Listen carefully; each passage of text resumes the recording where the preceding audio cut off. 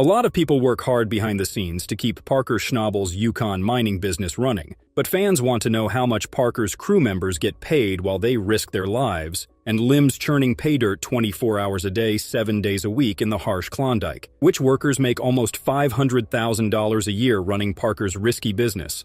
Come along on this fun trip as we look closely at how much Schnabel's group makes. Gold Rush is a hit show on the Discovery Channel that keeps the attention on young mining mogul Parker Schnabel every week. Millions of people follow his brave journey to get gold from the harsh Klondike Desert. Fans watch Parker lead the way in each important mining milestone, but they don't notice the daily risks and sacrifices of his entire staff. Parker was very open on social media when he talked about what his hardworking team gets to take home after months of digging. His openness was a welcome gift for all the people who want to know how much these regular workers on his salary make. Parker says that the new workers on his Yukon mine crew put in 75 hours a week for weeks during the short summer mining season. In general, they make about 34 Canadian dollars an hour. Paying by the hour might sound like a pretty cool job, but Parker's claim, which is based on being physically and mentally drained to the limit, says it's about CAD 65,000 over 25 weeks, or about 6 months, because of the hard Yukon winter that stops digging. Taxes and living costs at camp are taken into account, and new crew members' take-home pay gets closer and closer to CAD 40,000. It was a very hard job. Parker also said that teams work 12-hour shifts that are very strictly scheduled and start working together at 7 a.m. until 7 o'clock at night, when the summer sun in Alaska lets it.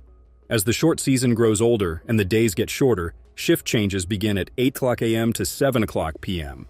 Parker gives his best workers some nice bonuses, even though the starting pay may not seem like much for the amount of work that is expected. The mine's huge fleet of rock trucks are some of Schnabel's most valuable assets, and the machine workers who are in charge of them can make more than $40,000 a year in Canadian dollars. These skilled miners drive huge Caterpillar trucks that can carry up to 50 tons of ore from the fields to the wash plant. Their never-ending runs are key to beating Parker's high 4,000-ounce, $6 million season gold goal. Even though it's hard on their bodies and takes a lot of time, workers who are put in charge of these important tasks could make 6 figures. Thanks to Parker's openness, fans now know more about how much Parker's crew makes. However, it's important to remember that the numbers he shared are medians and averages, not exact amounts. Pay for entry-level jobs changes depending on experience, bonuses are kept secret, and the amounts given could be in Canadian dollars instead of US dollars. As we've already talked about, Schnabel's new crew members work 75-hour weeks their first season. In just 5 days, that's more than twice as many hours as a normal 40-hour office job. And when mine is busy and there is a lot of daylight, those long shifts last from 7 a.m. until just before midnight. There are millions of dollars at stake every season, and sitting idle cuts into profits too much. And when your boss is a taskmaster like Parker Schnabel, you can't skip steps or take too long to do something. Speaking of the boss, let's see how much does Parker Schnabel make. Discussing Parker Schnabel's financial journey, it's intriguing to delve into his early years at Big Nugget, his grandfather's mining firm. From a young age, he displayed an uncanny aptitude for heavy machinery, operating equipment even before reaching pedal height. The question arises, did he commence earning a substantial income at such a tender age, and how has his net worth evolved over the years?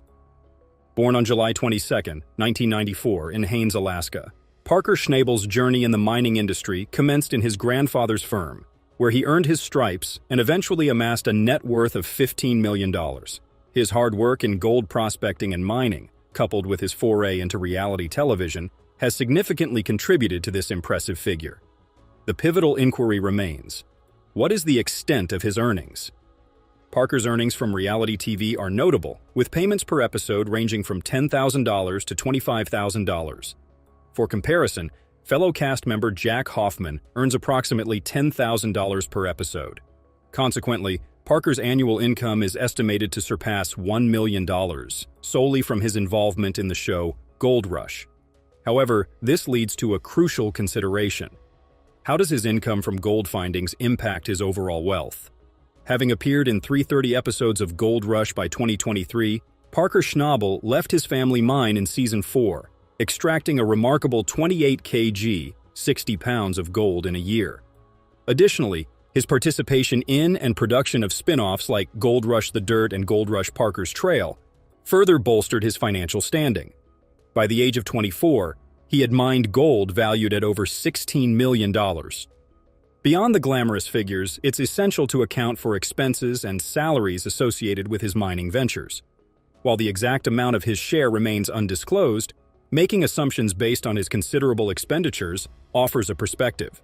Parker Schnabel's diverse car collection, ranging from modern marvels like the Ford F-150 Raptor and Chevrolet Corvette Stingray, to vintage classics such as a 1967 Ford Mustang GT500 and a 1970 Chevrolet C10 pickup truck, exemplifies his taste for the finer things. In addition to his mining pursuits, Schnabel has successfully ventured into entrepreneurship. He owns a mining company and has established a line of gold mining equipment. A published author as well, he penned 2 books, namely Gold Rush: My Story and Parker Schnabel's Gold Rush Alaska, providing insights into his experiences as a gold miner. This multifaceted approach to wealth creation highlights Parker Schnabel's business acumen beyond the glitz of reality television. Because Schnabel is so open, his work shows us what might be coming next. The most important question is whether the people who want to work there can handle the long hours, sore feet, and boring jobs that are needed to not only find gold specks, but also fill pockets with coins. Now let's take a look at some of Parker's thrilling finds. Parker, 27, says he mined nearly 7,000 ounces of gold worth $12.8 million with days left in his season. He advised putting as much gold in the box as quickly as possible and making as much money as possible to fund a second procedure next year. Prior to the Yukon winter freezing them out, Parker needed to collect nearly 350 ounces of gold to beat his record. Parker relied on factory manager Tyson and top technician and informant Mitch. He confirmed they spent more than last year. He had spent $5.4 million going to the bottom of Mud Mountain and hadn't broken even, but he was on a roll. If enough were there, Parker claimed he could win big. Parker noted that the remaining drilling was the best, therefore, there remained optimism. Mitch and operator Damon Brown were ready to remove the last gold-rich pay dirt. Mitch stated they have to deliver the last road payment to Big Red and draw the dewatering pump to finish Mud Mountain Cut. Considering their inventory before they started, Damon said Mud Mountain had 1 hopper. Mitch praised Damon's work and advised shutting down the factory. Mitch whooped with joy when they shut down Big Red at Mud Mountain for the last time. Mitch stated that this season, their shaker deck shuts down twice, infuriating them. The wash plant is hard to run since they can't discover a 2-foot section of damaged C-channel. Despite the challenges, they innovate by welding the C-channel back into place so the material may be processed. Now that they can process the tailings, they may hope to find fresh gold. Parker Schnabel is optimistic about the season's early start and generating enough gold to cover their bills. Monica and their granddaughter bring cheer as the Beats family evaluates the week's triumphs and setbacks. Gold Rush gurus like Tony Beats and Parker Schnabel discuss their best gold hauls. Tony said the old-timer tailings made almost $310,000 when run. Parker said they found $145,000 in gold in 2 days. This week, about $460,000 in gold was extracted, more than double the same amount last year. They are happy with the results and expect financial and gold success. Fred Lewis and Brandon Clayton share resources to improve output in another scene. They believe they can increase output and profits by working together. Fred and Brandon's plant feeding loader had a tire blowout, causing downtime that could exceed their quota. The tire was fixed, and they continued working quickly. Mitch decides to clean up after 2 days and is pleased to see gold in the riffles. Fred and Brandon's partnership will be tested before their first gold weigh with Sandra and Andrew from New York City. The future season should benefit from their 19 ounces of gold every game while running less yards. Fred's largest gold grab and the chance to raise production by 50% have thrilled Tony's Beats and his employees.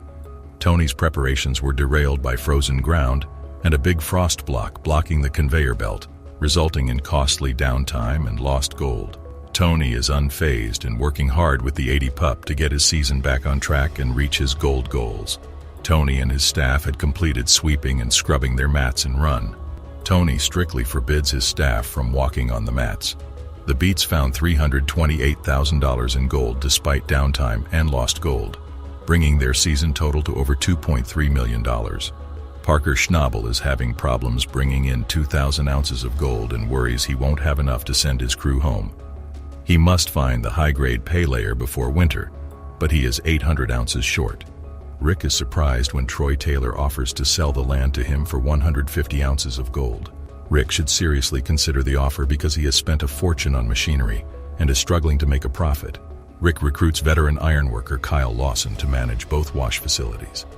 Kyle manages the plant despite his fear. They are holding their breath, hoping this clever strategy would work. They also made some remarkable gold discoveries on Gold Rush.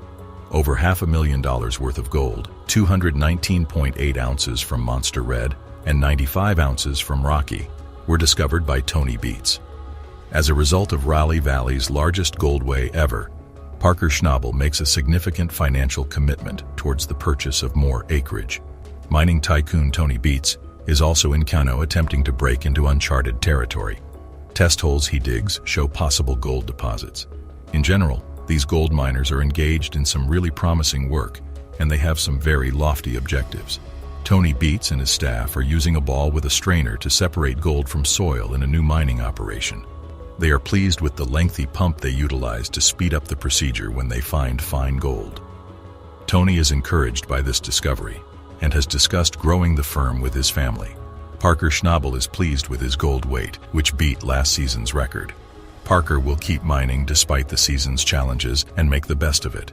Parker Schnabel and his colleagues seek to maximize their resources in Alaska to find better soil. Parker calls in his loyal right-hand man, Mitch, to help clear overburden and keep the process running smoothly as they rush to reach 700 ounces of gold. Parker